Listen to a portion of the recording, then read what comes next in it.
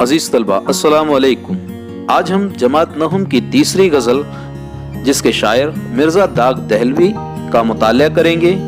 तो आइए, गज़ल शुरू करने से पहले मेरी आप तमाम से ये गुजारिश है कि जो इस चैनल पर नए हैं वो इस चैनल को सब्सक्राइब कर लें और करीब ही बेल आइकन को भी दबा दें ताकि आने वाली वीडियो आप तक आसानी से पहुंचती रहे।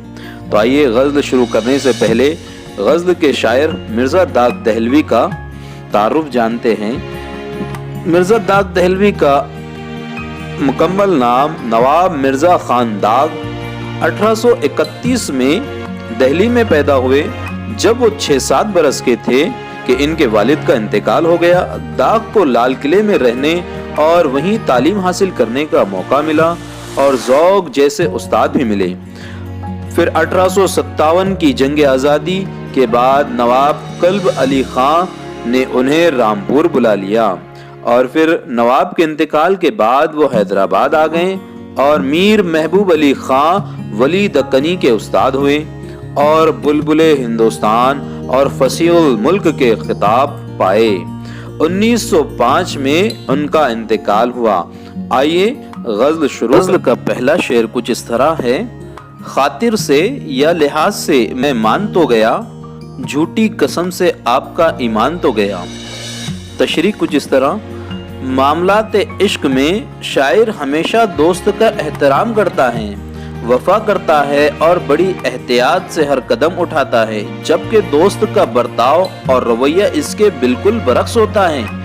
बावजूद इसके शायर सब्र और जिम्मेदारी निभाने का मुजाहरा करता है।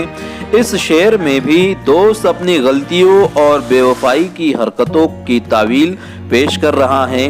ये सब जानते हुए भी कि दोस्त झूठ कह रहा है, शायर इसका पास वो लिहाज रखते हैं वे इसकी बात को मान लेता है और इससे शायर का कद बुलंद हो गया, लेकिन दोस्त का किरदार मजरूह हो गया। अगला शेर है। दिल्ले के मुफ्त कहते हैं कुछ काम का नहीं, उल्टी शिकायतें हुई एहसान तो गया। इश्क में सितम ढाना माशूक का शेवा है और ये सितम बेनियाजी, लापरवाही और एहसान फरामोशी की सूरत में जाहिर होता है। इसने अपने नजरों के तीर चलाए, शायर को अपना दीवाना बना लिया। शायर ने भी इस पर अपना सब कुछ निछावर कर दिया और इस मामले में वो बेलौस और बेगर्ज जज्बात के साथ ताल्लुकात निभाता रहा। दोस्त ने इसका एहसान मानने की बजाय इसे निकम्मा कहकर ठुकरा दिया, जबकि दोस्त के लिए शायर ने अपना सब कुछ लुटा दिया। अगला शेर है। अफशाए राज़े इश्क में गो जिल्लतें हुई, लेकिन उसे जता तो दिया, जान तो गया। अफशाए राज के मानी है भेद खुलना, राज खुलना। तशरीह कुछ इस तरह है। हरचंद के इश्क के मामला दो तरफा तौर पर इस्तवार होते हैं और आगे चलकर फरोग पाते हैं, लेकिन हम देखते हैं गजलों में जो मामलात इश्क उभर कर सामने आते हैं एक तरफा होते हैं। यहाँ पर भी शायर अपने दोस्त पर फिदा है और दोस्त को इसकी खबर भी नहीं है। शायर मन ही मन में खुश होता रहता है और फिर खुद ही नाकामी का नतीजा सादिर करके उदास भी हो जाता है। इश्क का इजहार या ऐलान करके वो दोस्त को बदनाम या रुस्वा नहीं करना चाहता। उसके नजदीक यही इश्क की मेराज है। यहाँ शायर ने दोस्त के सामने अपने इश्क का इजहार साफ तौर पर कर दिया, हालांकि इसमें उसे दोस्त की बेरहमी का सामना करना पड़ा, लेकिन वो दोस्त के इश्क से आगाही पर मुतमईन है और उसे एक बड़ी कामयाबी तस्वुर करता है। अगला शेर है।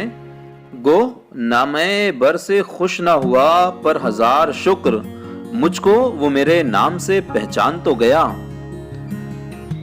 तशरीह। दोस्त तक पैगाम रसानी के लिए एक कासिद की जरूरत थी, मगर शायर को ये डर था कि कहीं कासिद ही उसके दोस्त पर फिदा ना हो जाए, लेकिन यहाँ ऐसा नहीं हुआ। कासिद ने शायर का काम बिल्कुल दियानतदारी के साथ किया। शायर का तारुफ और इसके जज्बात की तर्जुमानी मुकम्मल तौर पर कर दी।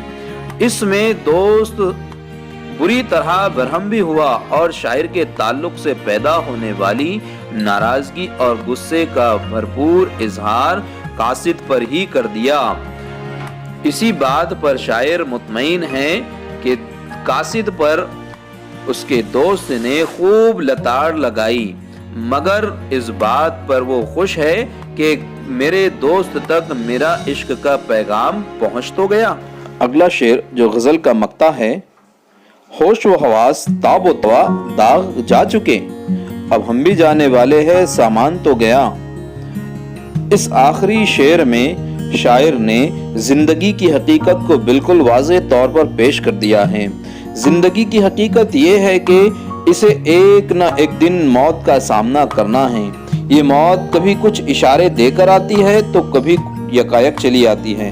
शायर कहता है कि इसके होश व हवास, ताकत, कुव्वत यक के बाद दिगरे इससे रुखसत हो चुके हैं। ये इस बात का इशारा है कि जिंदगी के दिन बहुत कम बाकी है, किसी न किसी दिन मौत की आगोश में जाना होगा। अजीज तलबा, मुझे उम्मीद है आपको ये गजल बहुत अच्छी तरह समझ आई होगी। बहुत शुक्रिया।